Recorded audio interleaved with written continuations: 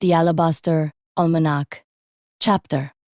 Neither here nor there a chapter in two altitudes. Practice makes perfect, said no one who had ever actually watched Sister Clotilde attempt to sit down. Anonymous, scrawled on the inside of a supply closet at Our Lady of Perpetual Bewilderment. A silent day begins, incorrectly. The morning came into the call center the way bad news comes into a doctor's waiting room slowly, with a foggy glow that looked harmless from a distance, and revealed its intentions only once you were already inside it, and the door had clicked shut behind you. The fluorescent lights flickered on at 7:55 a.m. The coffee machine in the break room produced its usual delinquent sputtering. Someone had taped a motivational poster to the wall. Overnight, it said, "Open the door. The future is here, nothing to fear," in a font that suggested whoever designed it had never experienced anything worth fearing, and it hung there above the roster of the day's call schedule, with the cheerful irrelevance of a get-well card at a funeral. Sister Clotilde arrived at 8:02. She came through the glass front door carrying a leather satchel, a travel mug of black coffee, a basket of yarn she had been crocheting from since the previous Thursday, and approximately 1 foot of empty air between the soles of her shoes and the floor. This was already not ideal. The uncontained, everlasting quality of it, the sense that this levitation had no intention of resolving itself like its predecessors had, was what separated this morning from every other. It had an architecture, a driving logic, a knocking quality, like something below the surface of her choosing this, that had been knocking at a door she hadn't known was hers to open. The senior staff, the veterans, the ones who had been working under Clotilde long enough to have developed an institutional vocabulary for the unusual, looked up from their monitors and began exchanging knowing glances with the practiced efficiency of people executing a drill they had rehearsed but hoped never to use. Knowing glances right. Knowing glances left. Concerned glances toward the ceiling, to assess clearance. Concerned glances back at Clotilde, who was walking, or rather, forward floating in a walking motion, her feet going through the sincere physical pantomime of walking while the ground declined to participate toward her office with the expression of a woman who had decided this was temporary and intended to manage it through sheer administrative force of will. "Good morning," Clotilde said to the general floor. "Good morning, Sister Clotilde," said approximately 12 people, as one, because they were professionals. She reached her office. She sat down. The chair rose 2 inches with her. She pressed it back down with both hands and held it there, like a woman arm wrestling with the concept of seated posture. Youngblood appeared in the doorway with a satchel she'd left by the entrance, which she'd dropped when she'd tried to set it on the floor and missed. "You left this," he said.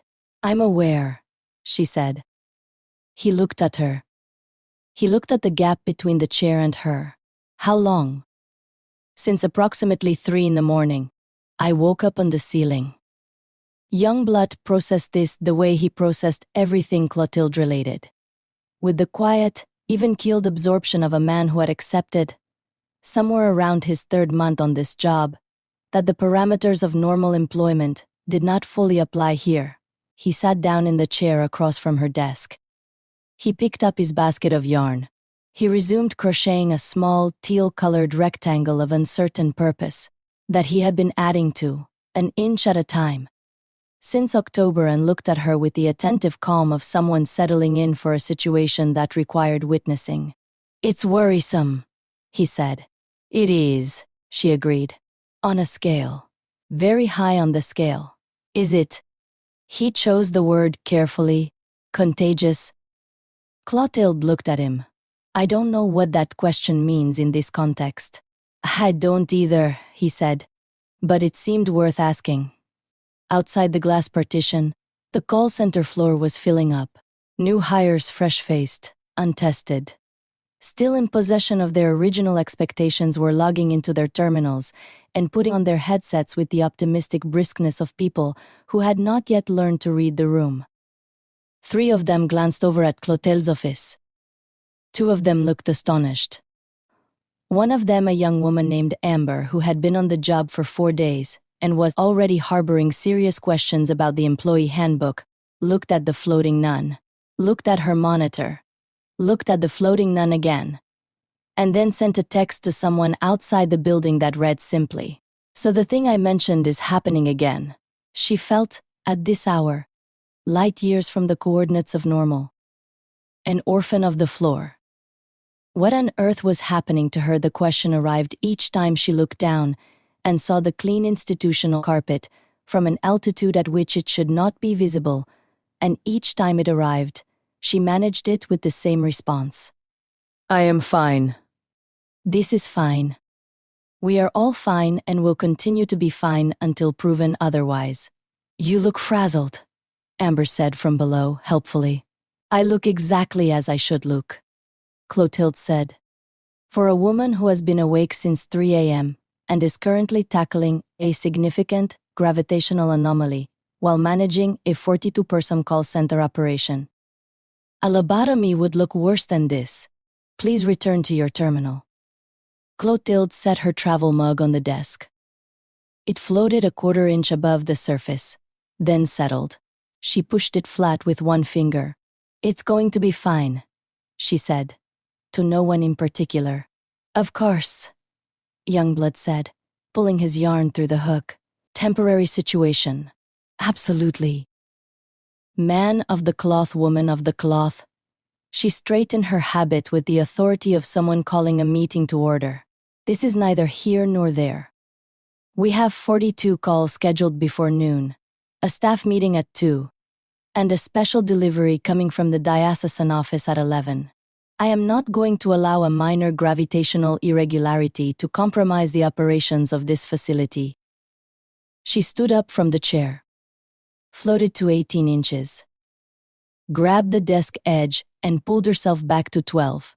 12 inches, she said. "I can work at 12 inches. 12 inches is accessible. 12 is very manageable," Youngblood said. "I once gave an entire Ash Wednesday address from an altitude of 4 feet, Clotilde said. "Nobody noticed until the recessional." "This is nothing." The phones began to ring. Sister Clotilde answered hers with the composed authority of a woman who had decided that the harsh truth of the morning was simply going to have to wait in the hall. Tilda, tilda, tilda. By 10 o'clock, she was at 14 inches. This was noted by the floor in the way the floor noted all of Clotilde's increments quietly, through a complex and entirely nonverbal system of concerned glances and small adjustments. The temp workers nearest to her office had begun the subtle process of moving any objects of consequence away from the path she might travel, in the manner of people clearing a runway for an aircraft whose landing gear was under investigation. Amber from the new hires had stopped being astonished and had moved into the more comfortable territory of fascinated, which was a more sustainable place to be. She was already planning to go to any salon in Hammond on her next day off and process this employment experience with someone who held scissors. The cash box for the weekly collection on Clotilde's credenza began vibrating slightly whenever she passed. Nobody mentioned it. Youngblood brought her a second coffee at 10:30, which required a small logistical negotiation. As she was hovering at the level of his collar, and the natural dynamics of handing a mug to someone floating above you created a brief period of mutual awkwardness before they worked it out. "Have you called Dorothea?" he said. "No." "Have you called anyone?" "I sent a letter of resignation to Gravity at approximately 4 this morning. It did not reply." He looked at her. "That's a Dear John letter, not a resignation." "Same energy," she said. "Sister Clotilde." He held the mug up toward her, the steam rising between them. "This is getting to be past the level of a spiritual retreat kind of situation. This is getting to be past the mop handle and zip ties phase. You tried the mop handle earlier," she pointed out. "You cleared it by 3 inches. I am aware of how high I cleared it, Youngblood. I was there. And the zip ties lifted the chair. Then the chair lifted the filing cabinet. Then the filing cabinet knocked over the plant, which hit the window, and we have said enough about the zip tie phase. Clotilde took the coffee from him. She held it in both hands and looked at the floor that had been her floor, had been any floor. For 53 years, with the expression of a woman recalling something she had taken for granted, and was only now, in its absence, understanding the specific, irreplaceable value of, "It will pass," she said. "What if it doesn't?" "Then it will be outrageous, and we'll deal with it." She sipped the coffee. "Go back to your crocheting, young blood. Don't look at me like that." "Like what? Like I'm walking around in circles." "I'm not walking around in circles. I'm floating in a fixed position with excellent posture and full professional competency. And that's the truth of it. And I need you to reflect that truth back at me, rather than the other available truths." Youngblood looked at her for a moment. "For Jules." He said the thing he said sometimes when he was offering something up, some silent dedication to the deceased cousin he'd lost the previous spring. The phrase that meant, "This one's carried in care," not just said. Clotilde looked at him. Something in her expression softened. "Go back to your crocheting," she said, more quietly. He went. The second. Gumbo at the shop right. A study in seeing red. Gumbo had a roster. He did not call it a shopping list. He called it a roster because a list suggested randomness, and a roster suggested a team A. Curated assembly of ingredients selected with intention and deployed toward a common purpose. Which was, in his view, exactly what cooking was.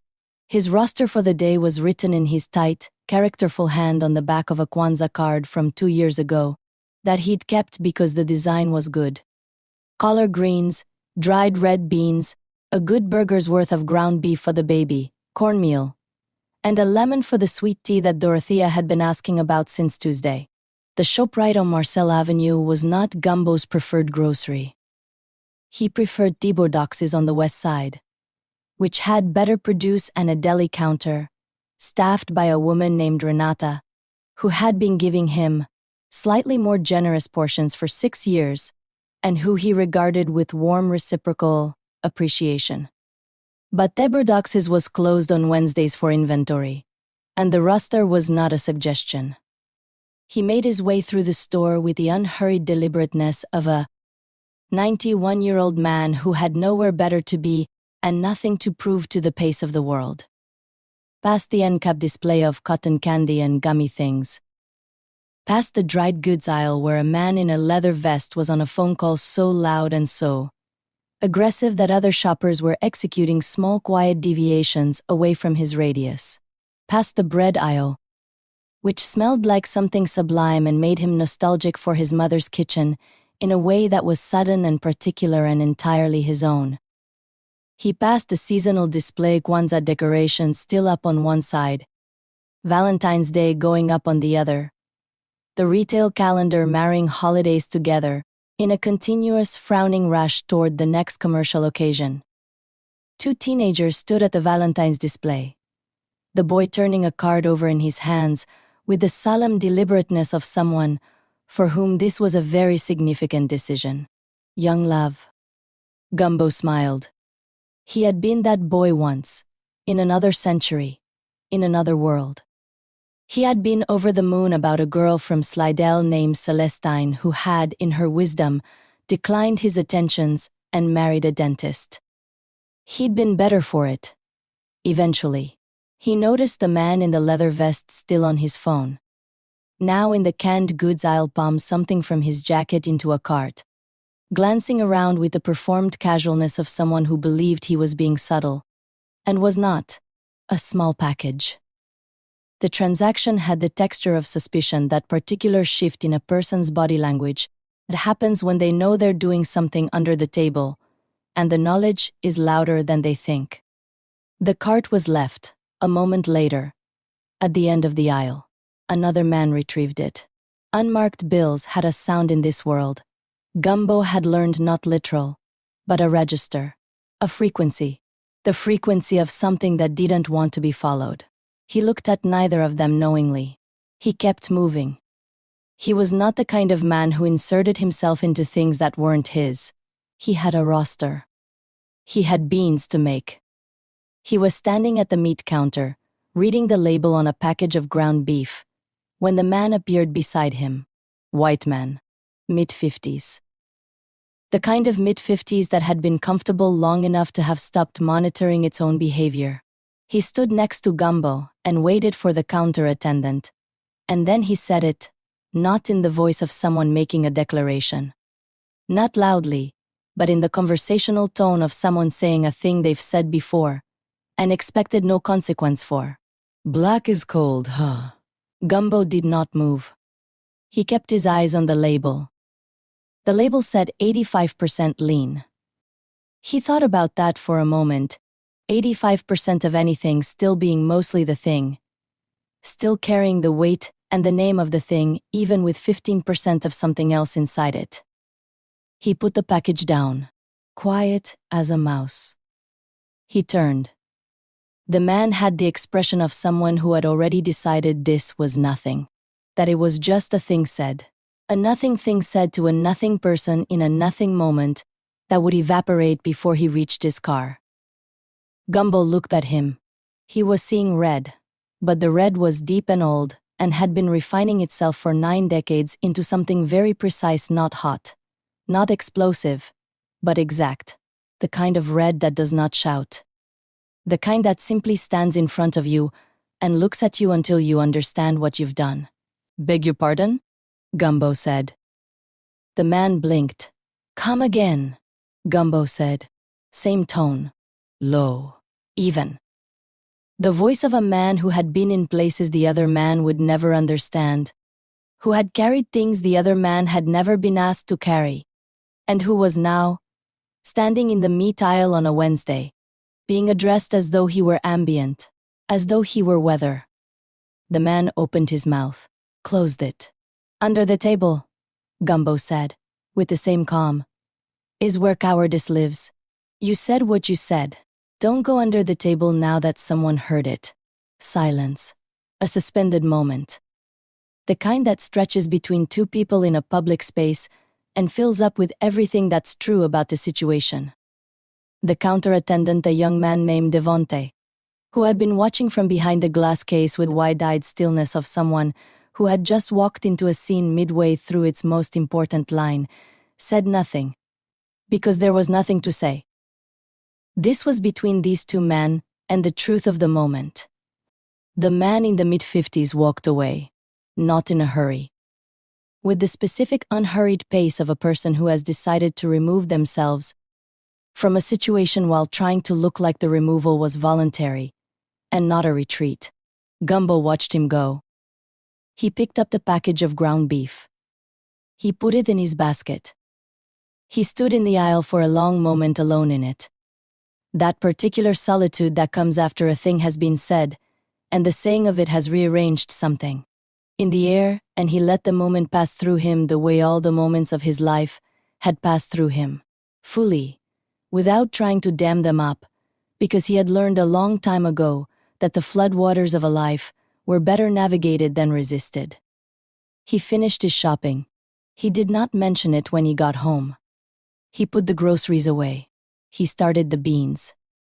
He sat down at the kitchen table and looked at his wrists for a long time. The third. The discovery at the chapel pond, a matter of public record. The woods behind Our Lady of Perpetual Bewilderment had, on this particular Wednesday, a quality that chaos would later describe as deeply uncharted, meaning that despite the fact that he had walked this path 40 or 50 times since coming to live on the convent grounds, the woods had decided today to present a different version of themselves, one with more fog, more bird noise, more of that particular Louisiana density that made the air feel like something you were moving through rather than breathing. He had gone out to walk because baby Germaine was napping. Dorothea was occupied with the ironing situation that was apparently her perennial response to any ambient anxiety, and the convent grounds had the lingering quiet of a place that was between events, that blooming, not yet tainted interval between one strange thing and the next. He heard it before he saw it. A sound. Coming from the direction of the chapel of the perpetual rustling. A sound that was difficult to categorize, because it was operating in a frequency range that existed somewhere between crooning, belching, and what chaos could only describe as a very committed howl. It was not painful to hear. It was not pleasant. It was the sound of something experiencing a specific altered consciousness and narrating the experience to the available trees. He walked toward it. The chapel's clearing came into view, through the last stand of live oaks. And what Chaos saw there caused him to stop walking and stand very still for approximately 10 seconds, while his brain processed the information at whatever speed it was capable of processing information of this specific nature. Janet was at the pond. This was normal. Janet was always at the pond. What was not normal was the setup around Janet. In the time centuries, surely that Janet had occupied this space. The pond's surroundings had maintained the aesthetic of ancient, deliberate simplicity. Moss-covered rocks, the chapel wall, the old wood of the dock, the lily pads, the ambient evidence of a creature who needed very little because she expected very little.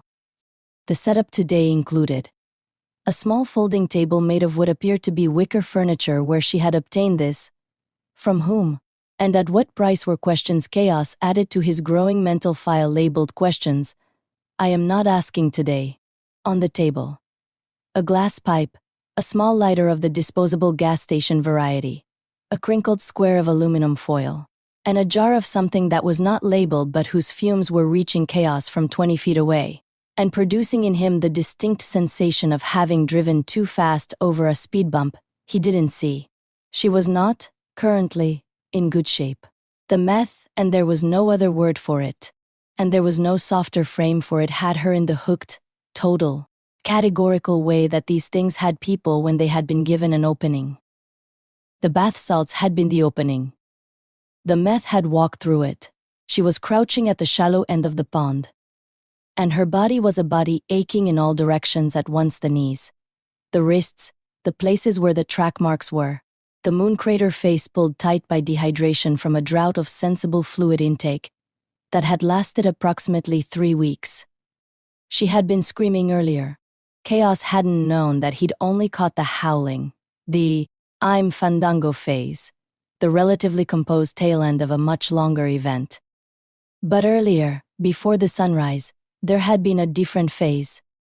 The weeping, the shrieking at nothing, the moaning that had no object, the shaking that had no name. There had been a period of vomiting near the eastern bank that she had tried to cover with leaves. There had been a period of begging, not at Chaos, not at Gumbo, not at any specific entity, but at the general arrangement of existence. Please, please, please, in the pleading, puckered, bowing at the neck way of a creature, making an appeal with nothing left to offer. There had been shouting. There had been, at one particularly difficult 4 a.m. hour, a weeny little sound from the back of her throat that she refused to identify, but which was the sound of something breaking. The crunching of leaves under Chaos's feet arriving had stopped all of it. She'd heard him coming from far out. She had very good hearing for a slime troll, and had arranged herself into something she hoped read as conducting a ritual, rather than in the middle of a full crisis in the sunroof of my own misery.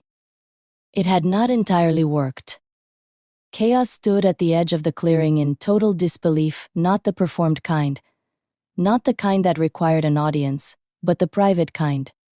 The interior kind that a person experiences when reality presents them with something their brain is genuinely struggling to file. He looked at the setup. He looked at Janet. He looked at the Xbox still in its packaging. "One time," Janet said, in the voice of someone who had told themselves this at least 40 times. "I was going to do it one time." Also on the table, an Xbox controller, still in its packaging, unopened. A zipped-up bag of what appeared to be sandwich materials. And, inexplicably, in the truest sense of that word, a dildo. standing upright against the wicker table leg like a conceptual sculpture with an agenda. Chaos was not going to interrogate. Janet was not at the table. Janet was in the shallow end of the pond, standing waist-deep, arms spread, head tilted back, howling at the tree canopy in the key of something that had no name in Western music. "Open the door!" Janet shouted at the sky. "The future is here.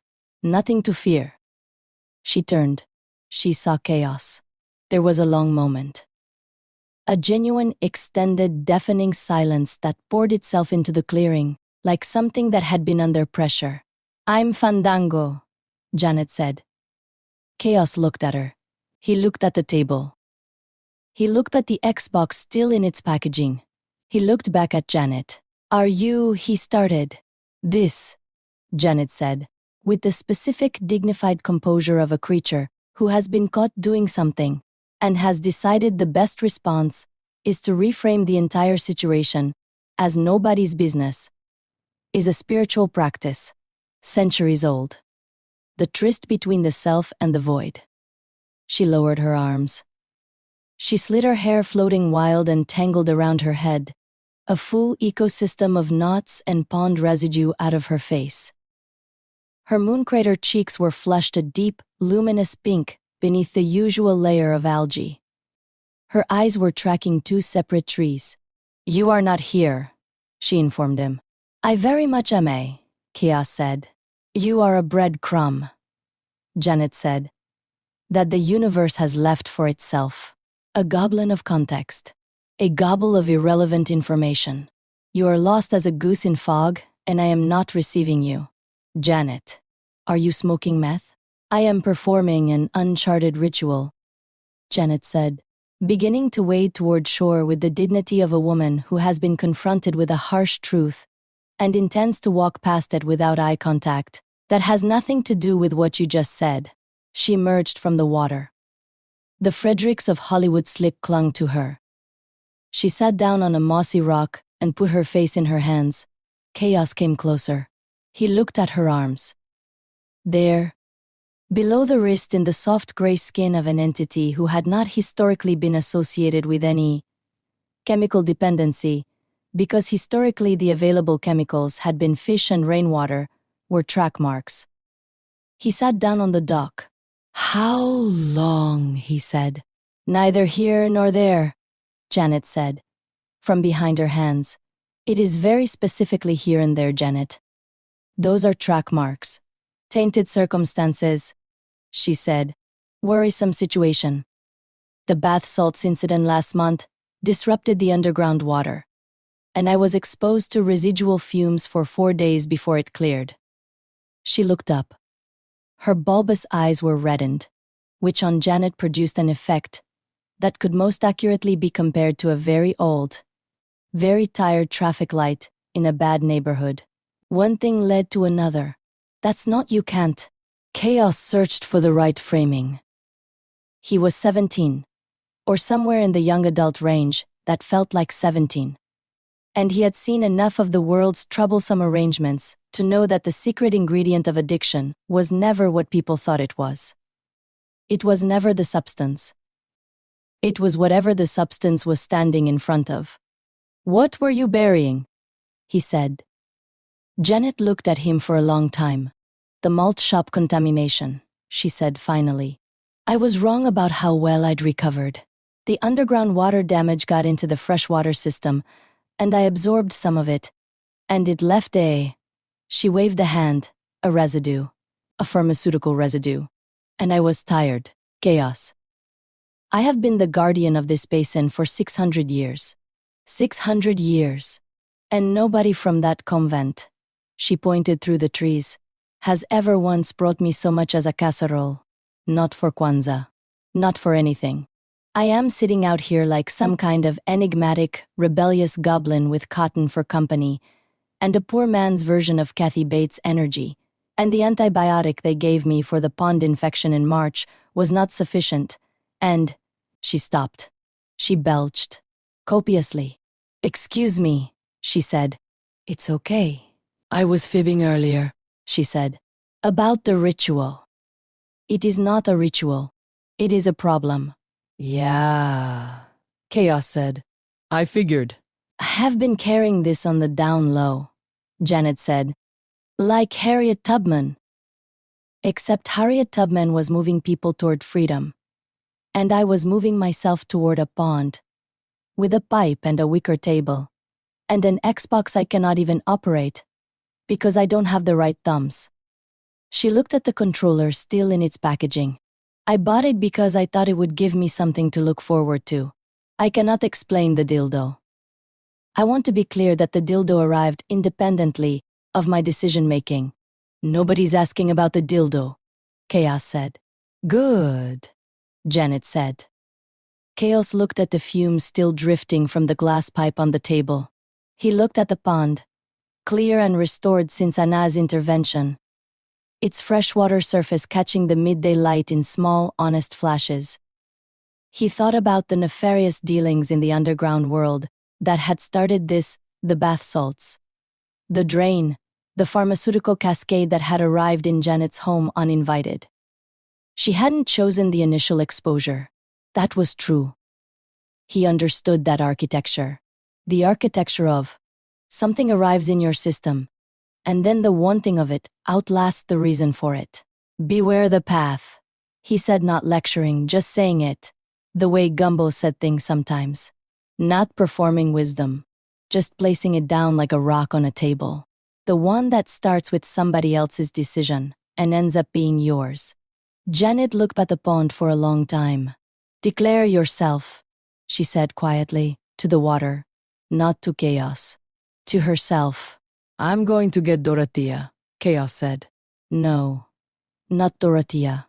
She'll bring a pantsuit. Janet stood up. She had the shaking, body-aching quality of a creature in a transition, not dramatic, not crumbling. Just the particular physical honesty of something coming back to itself from somewhere far away.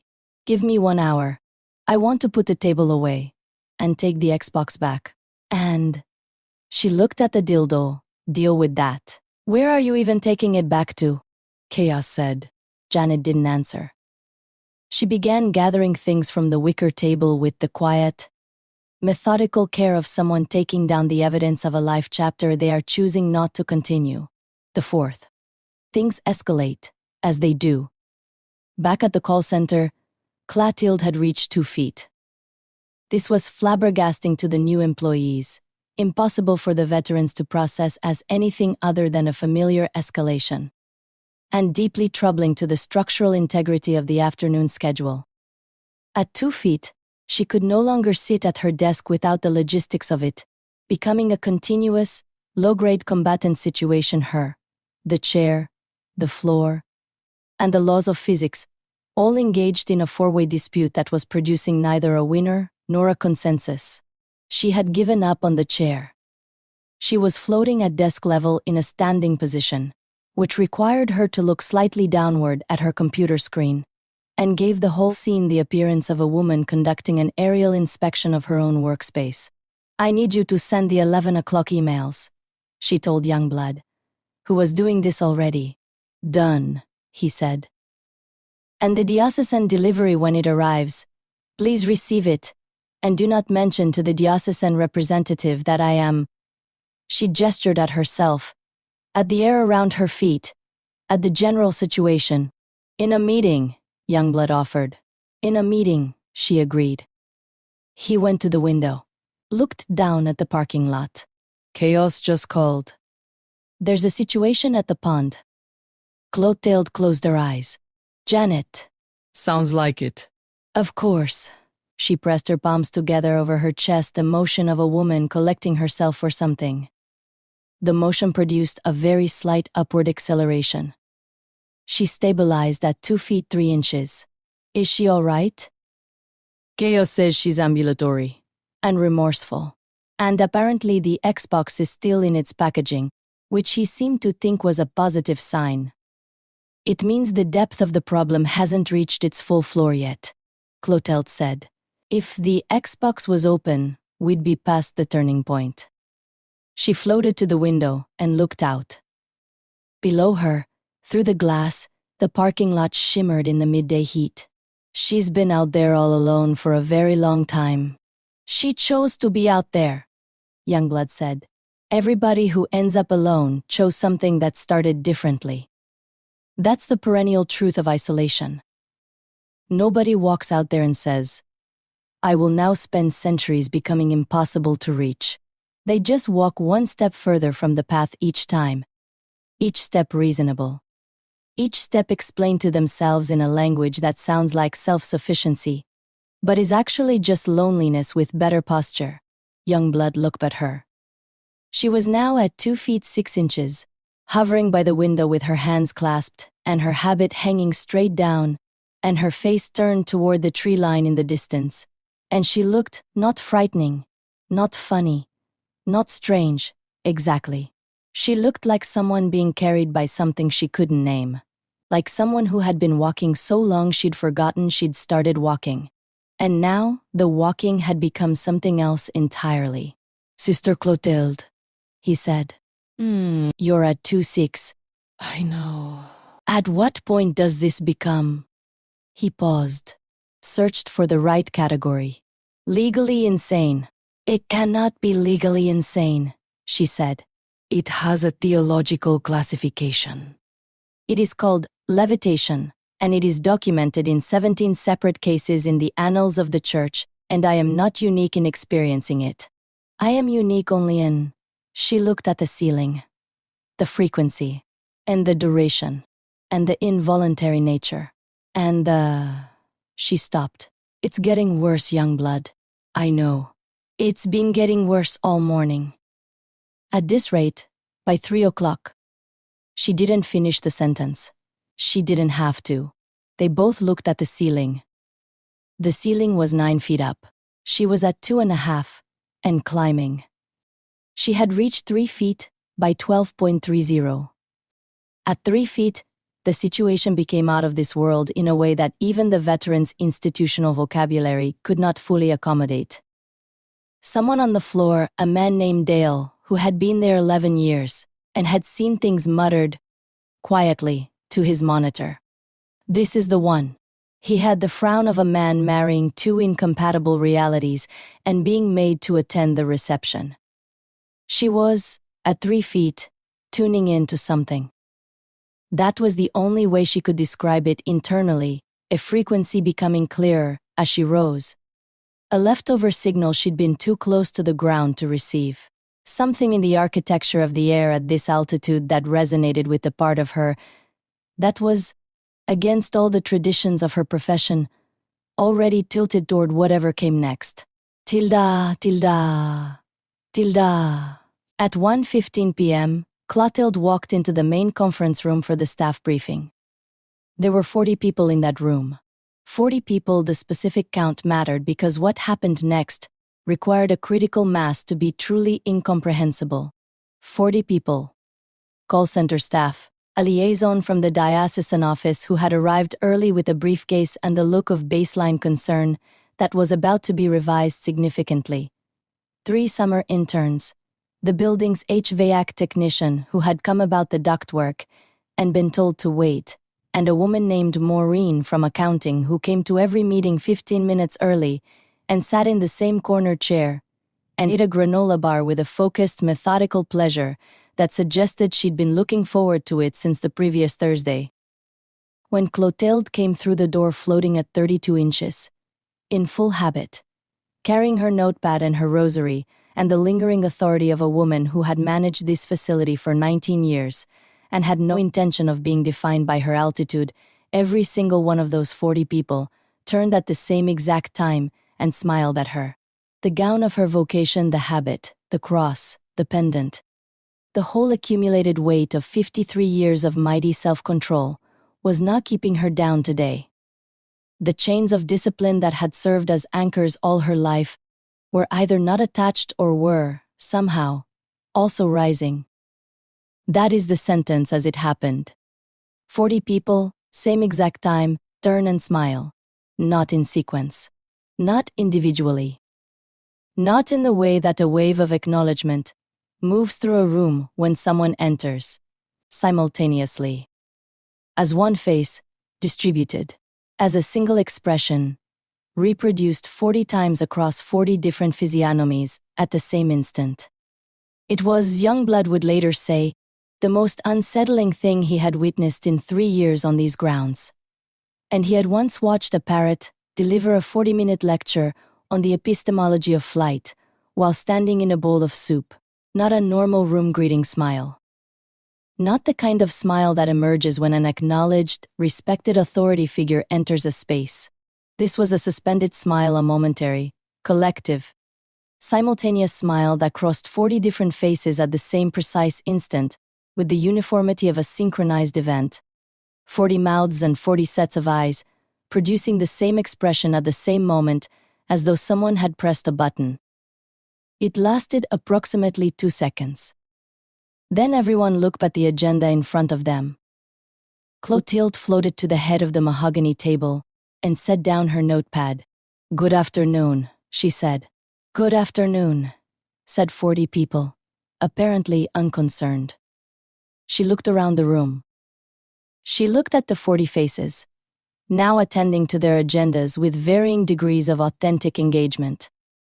The diocesan liaison had the expression of a man who was combatant with his own composure, fighting it, winning narrowly.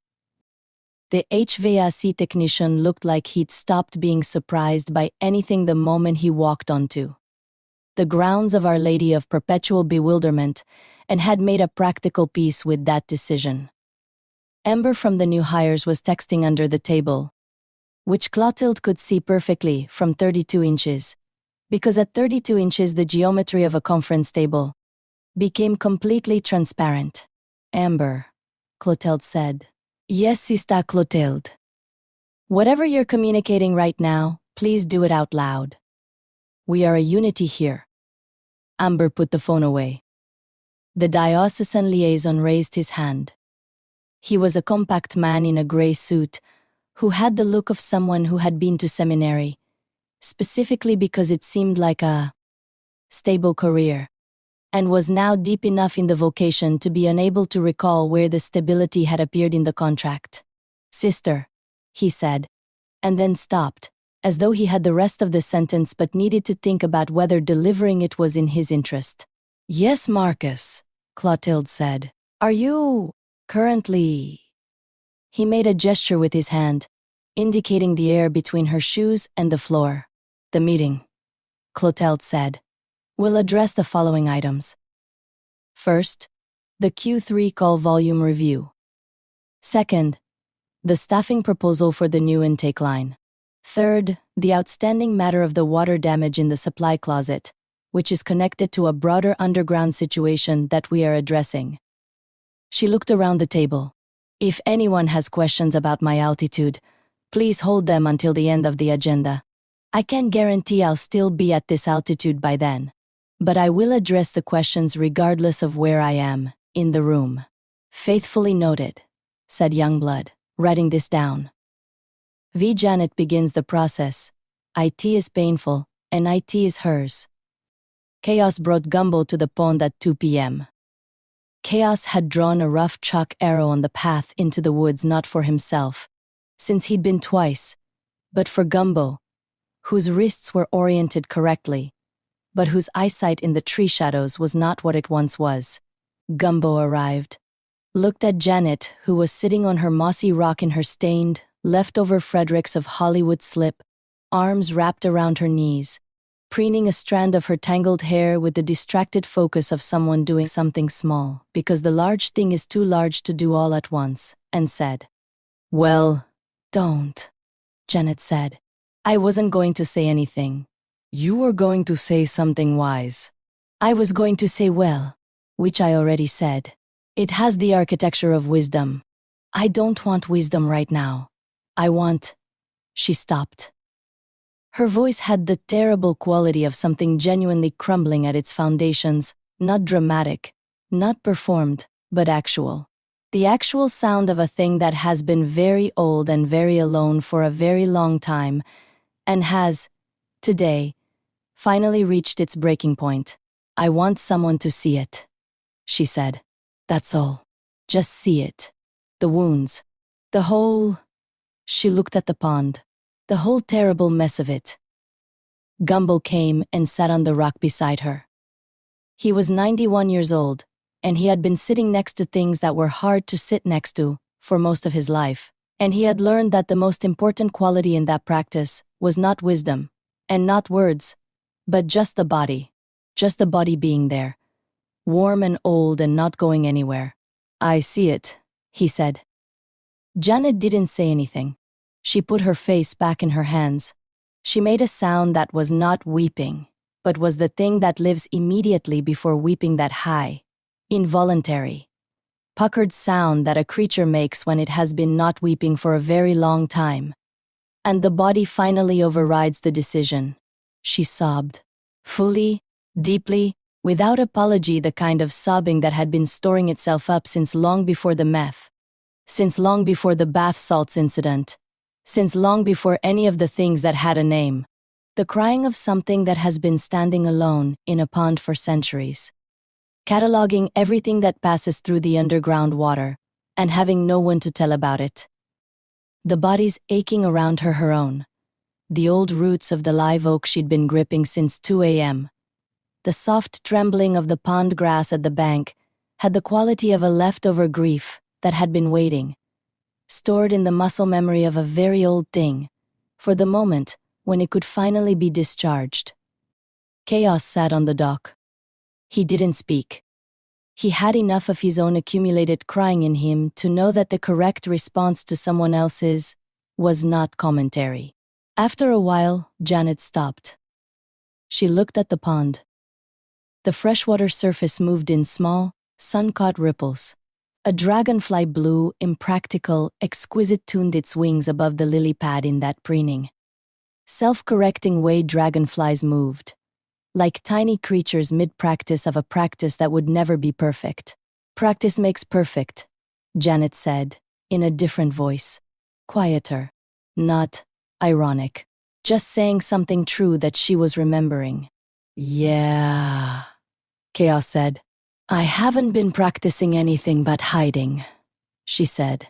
The thing I am, the guardian of the water, the basin, the whole underground system, I've been maintaining it. But maintaining isn't the same as caring. Maintaining is the opposite of caring, sometimes. Maintaining is just making sure the machinery runs. Caring is... She looked at Gumbo. What is caring? Showing up, Gumbo said. Even when you're the one who needs it. She looked at her track marks. She looked at the table, where she'd put the pipe away, and folded the foil, and stacked everything in a small, sorry pile. Home is where the heart is, she said. And it sounded, in her voice, like the first time those words had ever actually meant the thing they said. Like she was saying them from inside their actual meaning, not as a recited pleasant nothing.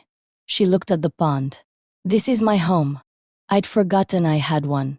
I'd turned it into a workstation. You can have both, Chaos said.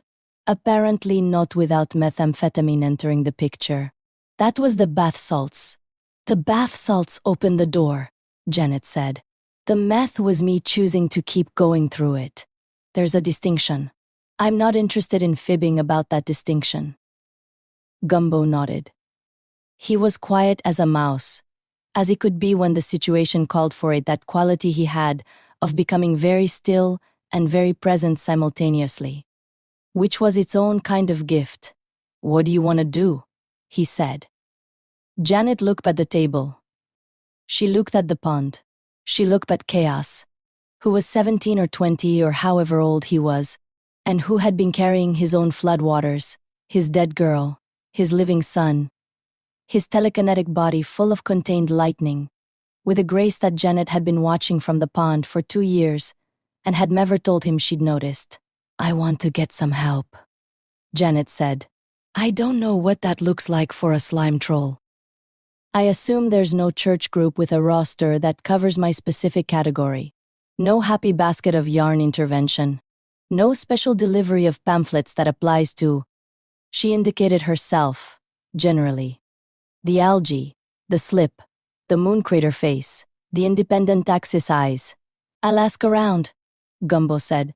You'll ask nobody, Janet said. You'll handle it on the down low, like Harriet Tubman. You understand the assignment.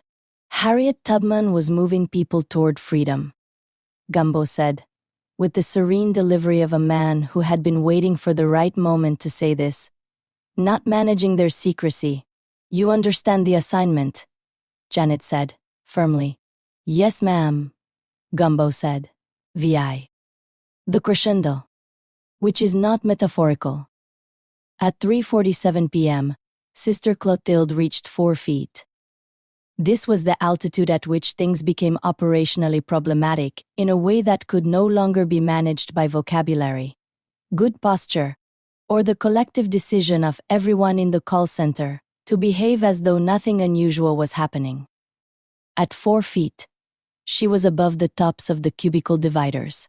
She could see the entire floor from her position in a way that was technically good for management oversight and terrible for everything else. The phones were still ringing. She was still answering some of them, pressing the headset against her ear and maintaining the brisk, accessible professionalism she had deployed for 19 years, but at 4 feet, floating in slow horizontal circles above the work floor like the world's most devout ceiling fan. The professionalism was doing a lot of heavy lifting. You have reached Our Lady of Perpetual Bewilderment Call and Support Center, she said, into the headset. How may I direct? She drifted toward the window. Your call? Youngblood was tracking her from below with a mop handle, which he was using not to pull her down. He had abandoned that ambition, but as a gentle directional guide, nudging her away from the sharp corner of the filing cabinet, redirecting her drift from the window, keeping her in the center of the room with the calm, focused attention of someone very gently herding a cloud. I'm calling Dorothea, he said. Don't, she said. Sister Clotilde, you are 4 feet off the floor. You are crowing at the ceiling tiles, and you are walking around in circles at an altitude that, by my estimate, will become the height of the ceiling in approximately 45 minutes. I am not crowing. What would you call the sound you were making earlier? She paused. She floated a half-inch upward while pausing. I was singing. It was a processional. It was under my breath. It woke up the people on the 4th floor of the adjacent building. That is an exaggeration, Amber cried. Amber is emotionally turned on by anything above 40 decibels. It's a documented sensitivity. Clotilde looked at the ceiling. She looked at it the way she'd been looking at it all day, not with fear, exactly, but with a specific recognition that the ceiling and she were going to come to a reckoning eventually, and the reckoning was beginning to schedule itself without her input. She thought about shackles, about all the things that were supposed to anchor a person to the earth, and whether any of them actually did. Her vows. The weight of her habit. The mop handle that Youngblood was using to guide her from below, which she appreciated more than she'd told him. The crocheted deal rectangle, which he'd brought to work every day this week, and added an inch to each time something happened, and which had now reached approximately the length of a small scarf, and which she thought of, absurdly, as some kind of measurable record of the days. He was crocheting their time together into something useful. She found this, in ways she couldn't fully articulate, deeply faithful. Youngblood, she said. Here. If I... She stopped. She gathered herself. If the situation progresses beyond what is manageable inside this building, I want you to know that everything I know about running this operation is in the blue binder on the credenza, and in your head, and in the accumulated good sense of the people on this floor, who have been doing this work faithfully for years. You don't need me to be on the floor to continue. You've never needed that. You've just needed the permission to proceed without it, and I am giving you that permission now. Youngblood looked up at her. His face had, in the course of this very long day, moved through astonishment, concern, determination, and arrived at something that was quieter and more serious than all of those, the expression of someone receiving something important and knowing it. For Jules, he said. For Jules, she said. She drifted upward. 5 feet. She prayed. Not in the performative sense, not the praying of people who pray for an audience, but the real kind, the inner, continuous, murmuring kind. The kind that didn't have words so much as a direction. A leaning. She had been leaning in this direction since she was 9 years old, and had never found a reason to lean elsewhere. She reached the ceiling at 4:33 p.m. This time it was not like the time before, the slow, manageable hover that had resolved itself after 8 hours. This time the ceiling was not a destination but a continuation. She pressed her palms flat against the tile above her and felt the building resist her. And then felt herself resist the building. And then, in the deafening silence of a moment that was either miraculous or catastrophic or both, and had stopped caring about the distinction she went through. Not violently, not dramatically, not with the shattering of tiles and the showers of plaster that the word through might imply. She went through the ceiling the way a thought goes through a mind at 3 a.m. Not breaking anything, leaving everything technically intact, but undeniably, irrevocably, through. She was on the roof. Below her, through the gap she'd made in the ceiling, which was not, on examination, a gap at all. The tiles were intact. The structure was intact. She had apparently simply passed through material reality the way light passes through glass, leaving no wound, no cream smear of evidence, no structural damage, only the fact of her absence, where her presence had been below her. She could hear the deafening silence of the call center floor, processing the fact of her departure. And she was crying. She was singing. She was praying. She was in a mild, high-altitude panic that she was managing through the long practice of faith, which was, she had always believed, less a feeling than a discipline, not the absence of fear, but the continuing choice to move in spite of it. She looked down at Bayou San Mir, at Main Street, where the malt shop's closed sign was being flipped by someone inside the glass. At the convent grounds, visible at the edge of her sight, the tower yellow of the pale house, catching the late afternoon light. At the tree line, where the chapel stood in its perpetual accidental posture. At everything she had organized her life around for 19 years, spread out below her like a love letter written in geography. The wind was already moving. "Oh," Sister Clotilde said, and then the wind took her. It was not a rough wind. It was the dumb, overwhelming, outrageous, sublime force of something that had been building all day, gathering in the Everglades miles south, coming north along the drainage channels and the river roads, building its velocity through the corridor of the trees, arriving at the roof of Our Lady of Perpetual Bewilderment's call center with the timing of something that had an appointment. She went up. She went up through the afternoon sky with the speed of a woman being carried by something much larger than herself, the habit streaming out behind her, the rosary whipping in the wind like a signal flag, the basket of yarn which she had, inexplicably, been holding unspooling beneath her in a long teal thread that described her trajectory across the air, in a color young blood would later be able to follow like a breadcrumb trail across the Louisiana sky. She was praying. She was crying. She was singing. She was, at a certain altitude she would not be able to later identify, also laughing, not a happy laugh, not a funny laugh, but the laugh of someone for whom all other responses have been used, and this is the only one remaining. The laugh of a woman who had spent her entire adult life practicing the discipline of staying, and had now, against all that practice, been sent. She cleared the county line at approximately 5:08 p.m. The 7th. The finding, Tangipaho Parish, approximately 5:21 p.m. A church group from the Immaculate Heart of the Palms in Hammond had been having their Wednesday evening picnic in the meadow off Highway 22. When the woman landed, she did not so much land as descend specifically.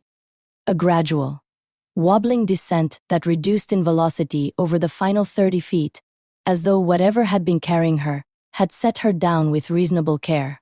She arrived in the meadow grass in a standing position, both feet together, habit completely destroyed. A single teal thread attached to her right wrist, trailing back across the sky. toward a direction that was south-southwest and which none of them could see the end of. She stood in the meadow. The church group 17 adults, 4 teenagers, a toddler in a wagon, and the pastor named Brother Gerald, who had been setting out the potato salad, looked at her. She looked at them. "Where is this?" she said, in the voice of someone whose coordinates had been fundamentally rearranged. "Tangipahawa Parish," Brother Gerald said. She looked at the sky. She looked at the grass. She looked at her hands, at the teal thread, at the rosary, at the wounds on her palms that the stigmata had left in their recent irregular appearances. She touched the grass with one finger, as though confirming it was real. "I was in my office," she said. "Yes, ma'am," Brother Gerald said, with the pastoral serenity of a man committed to being helpful regardless of context. "I had a 2 o'clock staff meeting. Ma'am. The Q3 call volume review. I prepared for it. I had the numbers." She sat down in the grass. She sat down the way a person sits when their legs have decided the decision before the brain has finished processing. "I was levitating," she said to the grass. "I have been levitating all day. I couldn't stop." She looked up at the church group, who were arranged in a semicircle with the concerned, attending expression of people who had expected potato salad and were receiving instead a woman in a destroyed habit who had arrived from the sky. "Are you hurt?" a woman in the back said. "I am." Clotilde searched herself. Physically, she was fine. Her body was fine. But something else, the interior architecture of a person who has been removed from everything they know by a force they couldn't resist, was not fine. The shock. The disorientation. The particular mental disturbance that came from being airborne over multiple parishes in your work clothes, crying and praying and laughing and unspooling your companion's crocheted rectangle across the Louisiana sky. "I am somewhat dislodged," she said. "We have a first aid kit," Brother Gerald said. "I don't think this is that kind of situation." He sat down in the grass across from her. He was a large, gentle man with the quality of a person who had been trained specifically for moments that didn't have a protocol. "What's your name?" he said. She thought about this for a moment. Not because she didn't know it. Because the name, and what it was attached to, was still coming back to her through the fog of altitude and motion, and the unprecedented experience of involuntary air travel. "Clotilde," she said. "Sister Clotilde." "Yes." "Can you tell me what parish you're from?" "Our Lady of Perpetual Bewilderment." She looked at him. "BYU Saint Mere. That's about 42 miles south of here." "I see. In La Ferque." Yes. He looked at her with a quiet, measured concern. "You came from there to here tonight." "I came from there to here," Clotilde said, "via the sky.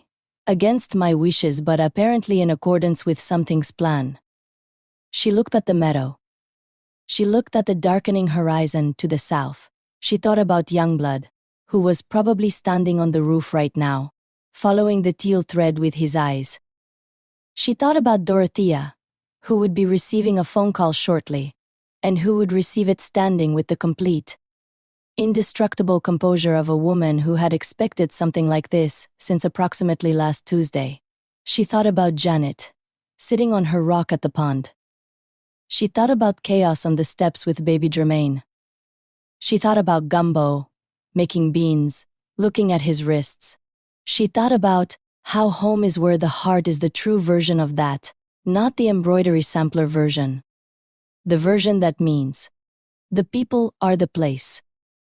The place is wherever they are. And she was 42 miles from all of them, and sitting in a church group's picnic meadow in Tangipahoa Parish, with destroyed shoes and a TLA thread on her wrist, and the specific mental disturbance of someone who has just experienced something that had no prior protocol and now needed, very badly, to be brought home. "Could someone," she said, "call me a car?" "We'll drive you," Brother Gerald said. "That's very kind. It's no trouble at all." She looked at him. She looked at the church group, the adults, the teenagers, the toddler in the wagon who was looking at her with enormous, unconcerned eyes, eating a cracker. She thought about how strange and specific human kindness was. How it arrived from directions you didn't expect. How a church group in a meadow in Tangipahawa could be, in the right moment, a kind of heaven's gate, not the terrifying kind, not the destination kind, but the ordinary kind. The kind that just opens and lets you back through toward your life. None otherwise, she said, which was a phrase that meant nothing in standard English, but felt, in that moment, exactly right. I beg your pardon? Brother Gerald said. Nothing, Clotilde said. I'm ready to go home. Tilda. The 8. Afterward, the accounting. Youngblood met her at the door. He had the basket of yarn. He had the look of a man who had spent 2 hours on a roof, and then 2 hours in a parking lot, and was now standing in a doorway at 7:40 p.m., with everything he'd needed to say, organized into a shape that was mostly just relief. The teal thread, Clotilde said. I still have the end of it. I know. I saw it go. He looked at the thread around her wrist. I ran out at the county line. You followed it. As far as it went, she stood in the doorway. She was still in the destroyed habit. She smelled like wind and altitude, and the specific quality of having been somewhere the body wasn't designed to go, and having come back from it anyway. I'm going to need 3 days, she said. I'm going to go to the retreat house in Covington, and I'm going to need 3 days of absolute silence, and as few people as possible. And I want the readers digest the October 1991 issue specifically, the one about the Minnesota composting family, and the plate of something warm. I'll have Dorothea pack it. And Youngblood. Yes. The call center will be fine without me. He looked at her. He had the expression of a man for whom this statement was both true and beside the point. I know it will, he said. I know you know. She looked past him into the building at the dark floor. The empty cubicles. The cash box still on the credenza. The motivational poster above the roster that still said open the door. The future is here. Nothing to fear. She thought about the future. About the 42 miles she'd covered in the sky. About Janet on her rock. About Gumbo's wrists and Chaos's hands and baby Germain's frequencies and the whole magnificent, troublesome, rebellious thing they were all maintaining together on the edge of this strange town. All of them uncharted, all of them lost as a goose, at least part of the time. All of them somehow finding the path anyway. Good night, Youngblood, she said. Good night, Sister Clotilde, he said. She walked out into the night. She walked on the ground, both feet, all the way down. It was, she decided, the finest feeling she'd had in years.